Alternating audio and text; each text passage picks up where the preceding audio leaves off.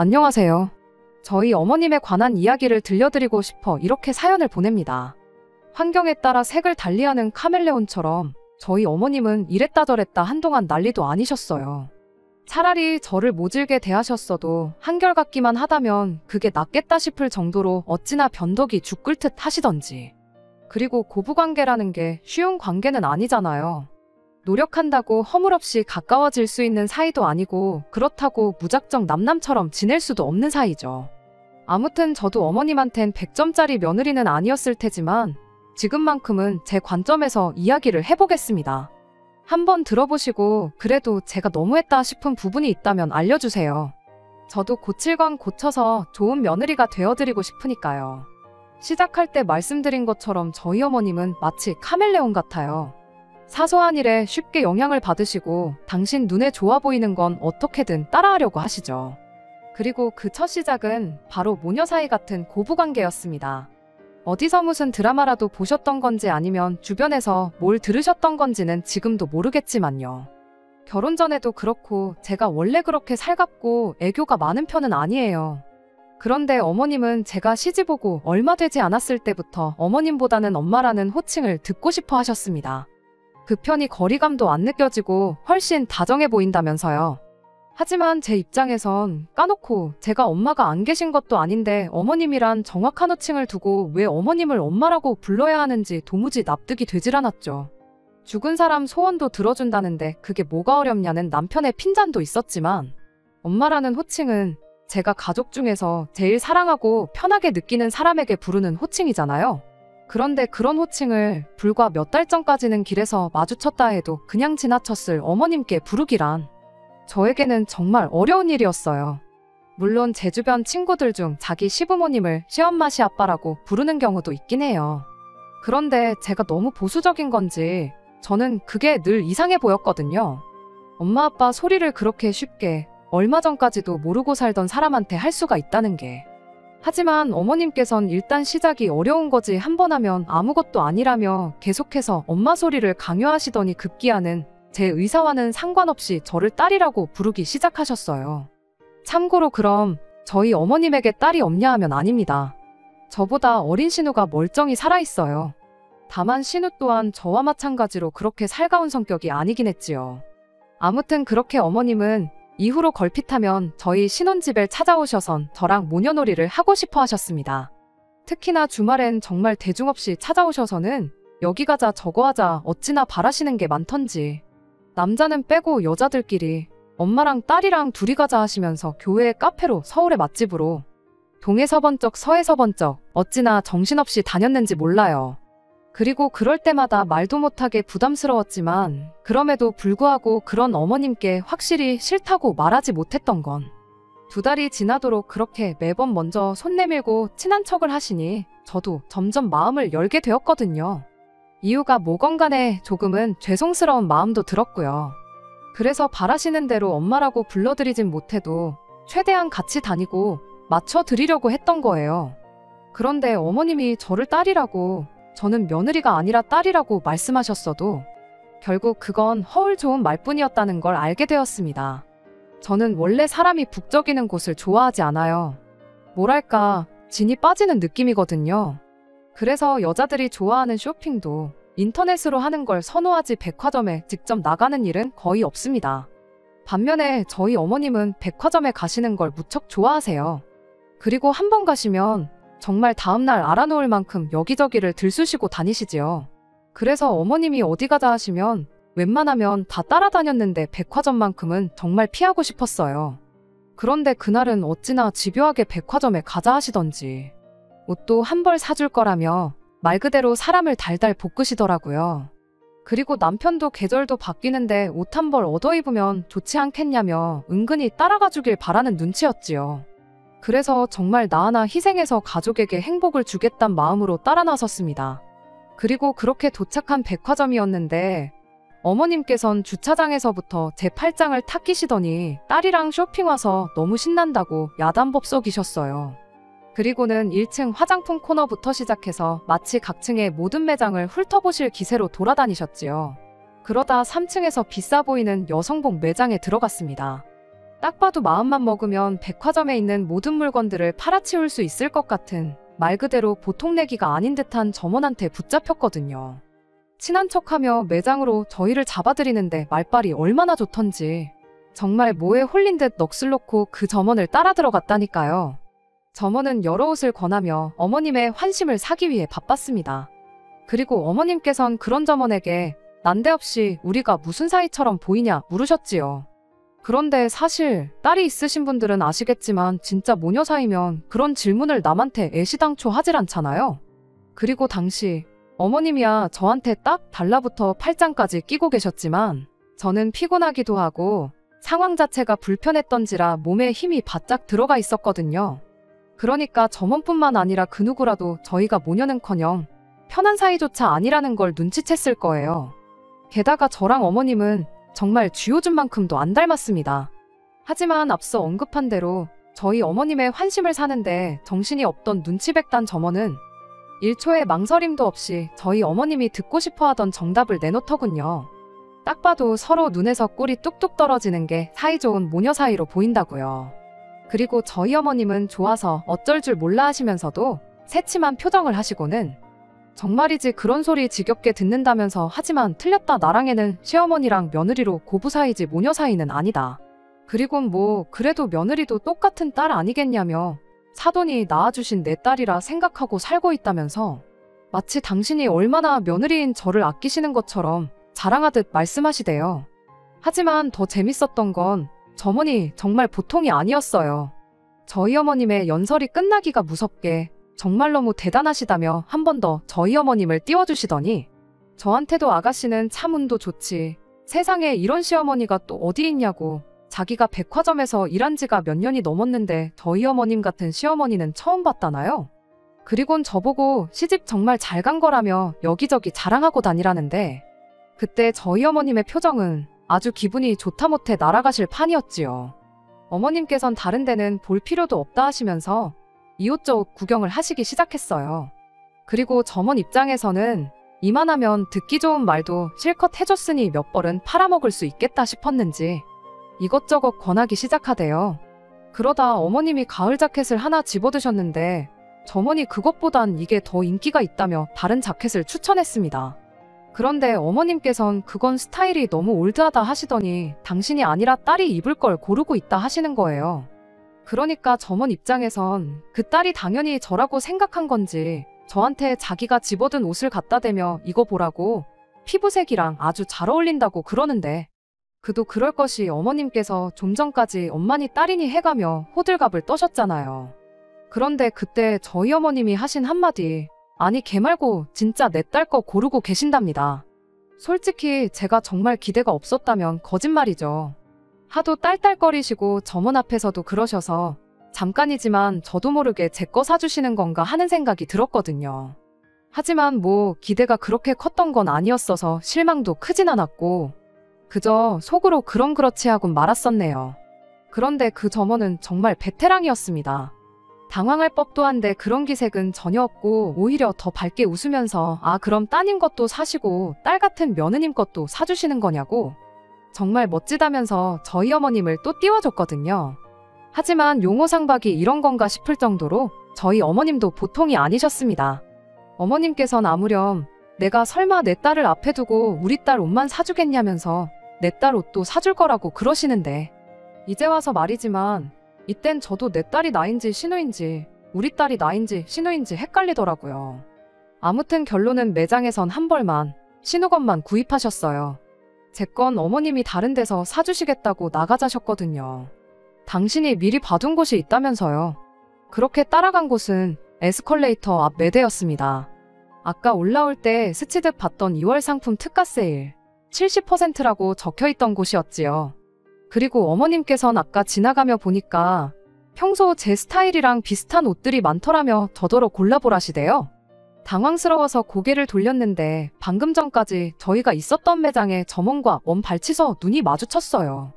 아마 어머님이 며느리 옷은 어디서 사주려나 궁금했던 거겠죠. 그리고 점원은 민망했는지 저희 못 본 채 하고 매장 안으로 들어갔는데 아마 모르긴 몰라도 속으로 저희 어머님을 엄청 비웃었을 거예요. 저는 불쌍하게 생각했으려나요? 한편 어머님께선 옷도 몇 벌 걸려있지도 않고 마음에 드는 것도 없는데 어찌나 골라보라고 성하셨는지 몰라요. 그래서 정말 괜찮다니까 나중엔 짜증스러운 목소리로 왜 사준다는데도 고르질 못하냐면서 그 중에서도 하필이면 제일 별로다 싶은 걸 집어드시곤 이건 어떠냐며 이걸로 하라는데 순간 정신이 퍼뜩 들었어요. 어머님이 얼마나 생색을 내실지 순간 느낌이 빡 온 거죠. 그래서 어머님께 옷도 너무 예쁘고 좋지만 어머님 오늘 돈도 많이 쓰셨으니까 저는 마음만 받겠다고 했습니다. 그랬더니 저희 어머님이 정말 깔깔 웃으시고는 엄마 주머니 사정 걱정해주는 건 우리 딸밖에 없다네요. 그리고 저는 다시 한번 깨달았어요. 역시 어머님이 말씀하시는 엄마랑 딸은 실은 어머님은 그저 며느리를 위해주는 좋은 시어머니처럼 보이고 싶으셨던 거고 저는 절대로 어머님한테 딸이 될 수 없다는 걸요. 그리고 솔직히 그 사실을 다시 한번 깨달았을 땐 서운함보단 안도감이 컸습니다. 어쨌든 저는 죽어도 엄마 소리는 못할 것 같았는데 그게 늘 찜찜하고 한편으론 죄송하기까지 했거든요. 그런데 이렇게 어머님께서 먼저 선을 그어주시니 저도 앞으로도 계속 어머님은 어머님으로서 대하면 되겠구나 싶은 게 다행이다 싶었죠. 한편 그날 어머님께서 신어준다고 사신 옷은 50만 원짜리였습니다. 저에게 사주시려던 옷은 5만 원짜리였고요. 그러니 유치하긴 하지만 저도 친정어머니한테 해드리는 10분의 1만큼만 어머님께 해드리면 되겠다는 나름의 기준을 세웠네요. 그러다 올해 초였습니다. 회사에서 상여금이 나왔는데 어디다 쓸까 하다가 친정어머니가 작년부터 등산을 다니기 시작하신 게 떠올랐어요. 그래서 이참에 괜찮은 등산복 한 벌에 등산화까지 뽑아드릴까 싶대요. 그래서 돌아온 주말에 남편하고 같이 아웃도어 매장에 갔습니다. 그리고 직원의 추천을 받아 이것저것 담았지요. 이 정도면 됐다 싶어 계산을 하려고 줄을 섰습니다. 그리곤 혹시 내가 못 본 게 있나 싶어 눈으로 다시 한번 매장을 쓱 둘러보던 중 모자 하나가 눈에 들어오는 거예요. 그래서 남편더러 저 모자는 어떤 거 같냐니까 모자까지 사드리게 하는데 솔직히 곱게만은 안 들리대요. 그래서 우리 엄마 말고 어머님 생각해서 물어보는 거라니까 본인도 아차 싶었는지 멋쩍어 하더라고요. 그리고 여담이지만 그 무렵 어머님께서 요즘 부쩍 머리숱이 줄어든 것 같다며 동네 가까운데 나갈 때도 머리 손질하다 세월 다 간다고 자주 푸념을 하셨어요. 그래서 비록 남편은 상여금 받고 어머님 선물만 챙기고 저희 어머니 건 아무것도 안 했지만 저는 어차피 100만 원 쓰나 110만 원 쓰나 뭐가 그렇게 큰 차인가 싶어서 어머님한테 모자 정도는 사드리려던 겁니다. 아무튼 민망해하는 남편을 한번 째려보고 그렇게 계산하고 나왔습니다. 생각보다 이른 시간에 쇼핑이 끝이 나서 이왕 나온 김에 친정에 들려 산 걸 드리고 가기로 했어요. 그런데 남편이 여기서 시댁이 더 가깝다면서 어차피 가는 길이니까 시댁에 먼저 들러서 어머님 모자부터 드리고 가자더라고요. 아마 남편 딴에는 며느리가 엄마를 이렇게 생각한다고 자랑을 하고 싶었던 모양이었죠. 예상은 했지만 역시나 어머님께서 엄청 좋아하셨어요. 딸이라고 하나 있는 건 엄마가 요즘 무슨 고민이 있는지 신경도 안 쓰는데 역시 우리 딸이 최고다 하시면서요. 참고로 여기서 신경도 안 쓰는 딸은 신우를 말하는 거고 최고라고 하는 딸은 접니다.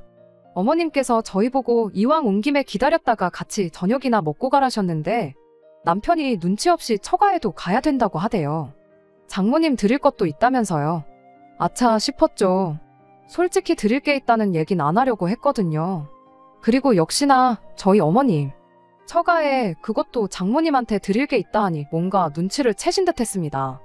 괜찮다고 하는데도 평소에는 현관문 앞까지만 저희를 배웅해 주시던 분이 그날따라 주차장까지 같이 가주겠다며 밖에 따라 나오셨으니까요. 그리곤 누가 말릴 새도 없이 저희보다 먼저 저희 차에 다가가셔서는 창문 안쪽을 살펴보기 시작하시더니 뒷좌석에 놓여있던 똑같은 모양의 쇼핑백을 발견하시고는 저건 뭐냐고 물으시대요. 순간 정말 낭패다 싶었습니다. 제가 뭐 잘못을 한 건 아닌데 들키면 안 되는 걸 들킨 기분이었어요. 남편도 저랑 똑같은 생각이었는지 그제서야 별거 아니라고 둘러댔지만 저게 뭔지나 한번 좀 보자는 어머님을 말리기엔 역부족이었죠. 결국 어머님께서 쇼핑백을 열어보셨습니다. 새 옷이라 가격표도 그대로 붙어 있었기에 변명이랄지 뭐라 할 말도 없었죠. 어머님께선 손을 부들부들 떠시며 정색을 하시더니 저에게 실망이라셨습니다. 신우보다 저를 더 친딸처럼 생각하고 챙겼는데 어떻게 저는 친정어머니랑 당신을 차별할 수 있냐면서요. 남편도 회사에서 상여금이 나왔을 때 어머님만 선물해드리지 않았냐. 그래서 저도 상여금으로 친정어머니 선물 하나 산 거라고 상황을 설명했지만 어머님은 계속해서 막무가내로 어깃장을 부리셨어요. 남편이 저희 어머니 선물을 안 챙긴 건 사돈, 그러니까 저희 친정어머니께서 당신이 저한테 하듯이 안 하시고 사돈 총각과 차별을 하셨기 때문일 거라면서요. 하지만 당신은 저를 딸처럼 대했으니 저도 친정어머니하고 당신을 똑같이 대하는 게 이치에 맞는다나요? 어머님의 억지의 마음 같아선 지난 백화점 이야기를 꺼내고 싶은 마음이 굴뚝 같았습니다. 하지만 한편으론 몇 달이나 지난 상황에서 그걸 들먹여봐야 어머님 성격에 곱게 인정하실 것 같지도 않고, 그래서 그냥 죄송하다고 사과드렸어요. 그랬더니 어머님, 제가 정말 잘못을 인정했다 생각하셨는지 더욱 노여워하셨습니다. 그리고는 당신이 이미 마음에 상처를 입었는데 죄송하단 말 한마디면 다냐면서 옛말에 며느리한테 잘해줘봐야 개코 쓸모없다더니 그 말이 무슨 말인지 너무 이해가 된다나요? 그리고는 저더러 당신이 만만해 보였냐, 우스웠냐 퍼부으시더니 앞으로 무슨 일이 벌어질지 한번 보자며 으름장을 놓으시대요. 그리고 참고로 제가 찾아봤는데 어머님이 말씀하신 옛말은 아무래도 어머님이 지어내신 것 같더라고요. 아무튼 이후로 한동안 어머님한테선 연락이 오지 않았습니다. 찾아오시는 일도 없었죠. 모르긴 해도 삐져도 단단히 삐지셨구나 싶대요. 그런데 좀 웃겼던 건 그 와중에 모자는 마음에 드셨는지 제가 사드린 모자를 쓴 사진으로 어머님이 톡사진을 바꾸셨단 거예요. 그래서 저도 그 이후론 어머님에 대해선 크게 마음 쓰지 않았어요. 남편도 워낙 변덕스러운 분이니 신경 쓰지 말라며 저더러 지금의 자유를 즐기라고 했고요. 그리고 아니나 다를까 3개월이 지났을 무렵 어머님과 다시 만나게 되었습니다. 어머님 생신이었거든요. 사실 처음엔 어머님하고 저하고 껄끄럽기도 하니까 남편이 먼저 자기가 신우랑 둘이 챙겨드리겠다고 했어요. 그런데 황당하게도 신우가 어머님 생신 때 자기는 외국에 있을 거라는 겁니다. 비수기라서 비행기 티켓이 저렴하길래 친구들하고 해외여행을 가기로 했다면서요. 황당했죠.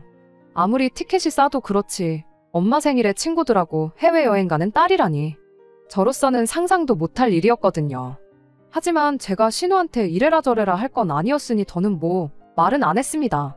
그저 신우까지 없으면 저희 남편 혼자서 어머님 생신을 챙겨드려야 하는데 그 그림이 썩 보기 좋진 않겠다는 걱정이 더 크기도 했고요.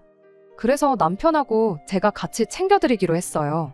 마침 드릴 말씀도 있었는데 영 타이밍을 잡지 못하고 있었던지라 가능하면 그날 말씀도 드려야겠다는 생각이었지요. 그리고 그렇게 모처럼 어머님을 뵙게 되었는데 엄마를 자처하시던 어머님의 모습은 온데간데였고 정말 여기 올라오는 사연들에 나올 법한 시어머니로 돌변해 계셨습니다. 딸이라는 호칭을 그리워했다거나 듣고 싶었던 건 아니지만 최소한 제 이름이나 며느리라고 불러주실 순 있는 거잖아요. 그런데 저를 발견하시기가 무섭게 저더러 야, 너는 그렇게 죽고 못 사는 친정에나 가지 꼴도 보기 싫은 시애미 집에는 왜 왔냐며 저를 낮잡아 부르시대요. 게다가 그걸로도 부족해. 어머님 생신이라고 그래도 제법 분위기 괜찮은 레스토랑을 예약해서 가고 있었는데 저더러 너는 어쩜 이렇게 성의가 없냐더니 당신 지인의 며느리 얘기를 꺼내셨어요. 그 집 며느리는 시어머니 생일날만 되면 이틀 전부터 집에서 음식을 준비한다더라. 두고두고 드시라고 하루 종일 불 앞에 앉아서 사고를 우리고 뷔페를 방불케 할 만큼 온갖 종류의 음식을 해서 가지고 온다더라. 너처럼 돈 얼마로 대충 때우려는 며느리랑은 천지 차이 아니겠냐. 말 그대로 작정하고 제 속을 긁으려고 드셨죠. 그리고 저도 사람인데 왜 기분이 안 상했겠어요. 그래도 처음엔 제가 마음먹고 온 게 있었으니 그런 어머님의 타박에도 웃는 얼굴로 다음에는 노력해보겠다며 어떻게든 시어머니 기분 맞춰드리려고 했습니다. 하지만 어째서인지 제가 어머님의 비위를 맞춰드리려고 노력을 하면 할수록 어머님은 더더욱 속된 말로 삐딱선을 타시대요. 밥 먹는 내내 정말로 존재하긴 하나 싶은 남이 집 며느리 이야기를 하시면서 이러쿵저러쿵 타박만 하셨거든요. 뿐만 아니라 생신 선물로 현금 50만 원을 드렸는데 그걸 가지고는 또 이건 누구 돈으로 주는 거냐고 물으셨어요. 그래서 저희는 경조사비는 생활비에서 나간다고, 그러니 굳이 따지자면 저랑 남편이 반반씩 드리는 거라고 설명을 드렸거든요. 그랬더니 또 그걸로 꼬투리를 잡으시고는 제가 제 돈으로 어머님 선물 사기가 얼마나 싫었으면 그 돈을 생활비에서 꺼내왔겠냐입니다. 그리고는 이깟 돈 몇 푼으로 생색낼 생각은 꿈에도 말라더니 또 다른 지인의 며느리 이야기를 꺼내시대요. 일단 그 집 며느리는 시어머니 생일이면 명품 선물은 기본이고 해외여행까지 보내준답니다. 경비도 다 내주고요. 그러면서 그런 며느리도 있는데 당신 며느리인 저는 겨우 50만 원을 주면서 온갖 유세니 어디 가서 창피해 말도 못하시겠다나요. 생일상 차리는 며느리야 100번 양보해 그렇다 쳐도 아니 어느 집 며느리가 시어머니 생일이 돌아올 때마다 그 큰돈을 쓰나요? 그리고 그럼 뭐 그 집 시어머니는 받기만 했겠어요? 아무튼 몇 시간 동안 본 적도 없는 남이 집 며느리들하고 영문도 모른 채 비교를 당하고 있으려니 말 그대로 우라가 치밀더라고요. 성질도 났고요. 그리고 그때 당신은 며느리 복이 있네 없네 하시면서 말년팔자가 며느리 하나 잘못 들어와 다 꼬였다 하시는데 이때는 저도 할 말은 해야겠다 싶대요. 그래서 그 여자는 시댁이 돈이 많은가 보죠 했습니다. 시댁에서 받은 것도 많고 앞으로 물려받을 것도 많으니 그렇게 최선을 다하는 거지 그게 아니고서야 왜 그러겠냐고요. 그랬더니 제가 이렇게 나올 줄은 예상을 못했었는지 어머님도 남편도 엄청 당황한 눈치였어요. 그리고 저는 기세를 몰아서 어머님이 좀 전까지 저한테 하셨던 것처럼 저도 어머님을 다른 집 시어머니와 비교하기 시작했습니다. 제 친척 언니네 시어머니는 결혼할 때 집도 사주시고 차도 뽑아주셨다. 그리고 애를 낳았더니 수고했다고 현금으로 1억을 주시더라. 어머님은 저 뭐 해주실 거냐. 그리고 제 난데없는 도발과 비교에 얼굴이 시뻘개지셨던 어머님은 제 말뜻을 눈치채신 듯 했습니다. 너 지금 그 말 무슨 뜻으로 하는 거냐고 되물으셨는데 그게 말 그대로 순간이지만 기대하고 설레하시는 목소리셨으니까요. 임신했다고 어머님 이제 할머니 되신다고 했어요. 참고로 저희 남편도 제가 임신인지 모르는 상황이었습니다. 이미 저희는 비록 극초기였긴 했지만 한 번에 유산을 겪었던지라 이번만큼은 제가 안정기에 접어들면 소식을 전하려고 몇 번이나 입이 근질거리는 걸 꾹 참고 있었거든요. 그리고 제 예상대로 이번만큼은 남편은 물론이고 어머님도 기쁨을 감추지 못했어요. 다만 좀 전까지 저한테 막말을 퍼부으셨다 보니 선뜻 다가오진 못하시고 미안해 어쩔 줄 몰라 하시는 게 빤히 보이더라고요. 그래서 어머님께 저 안 안아주실 거냐고 물었습니다.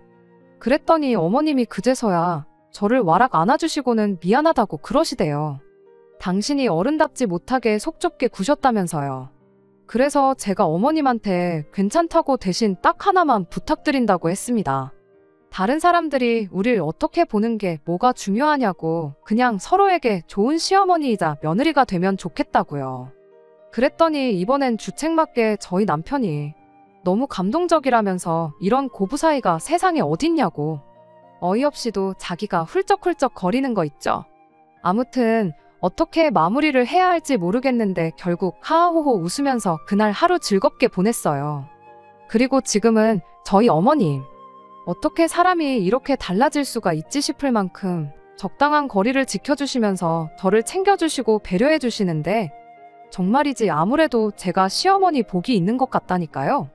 상대가 나보다 어른이라고 해서 어려우니까 부딪히기 싫으니까라는 이유로 무조건 참고 맞춰드리는 게 능사가 아닌 것 같아요.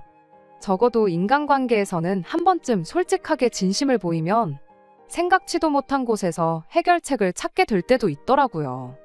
앞으로도 어머님하고 서로 얼굴 붉히는 일 없이 요즘처럼만 지낼 수 있으면 좋겠습니다. 그럼 정말 행복할 것 같네요. 끝까지 들어주셔서 감사합니다. 오늘의 사연은 여기까지입니다. 구독과 좋아요, 알람 설정 부탁드리고 더 좋은 사연으로 다시 찾아뵙겠습니다. 감사합니다.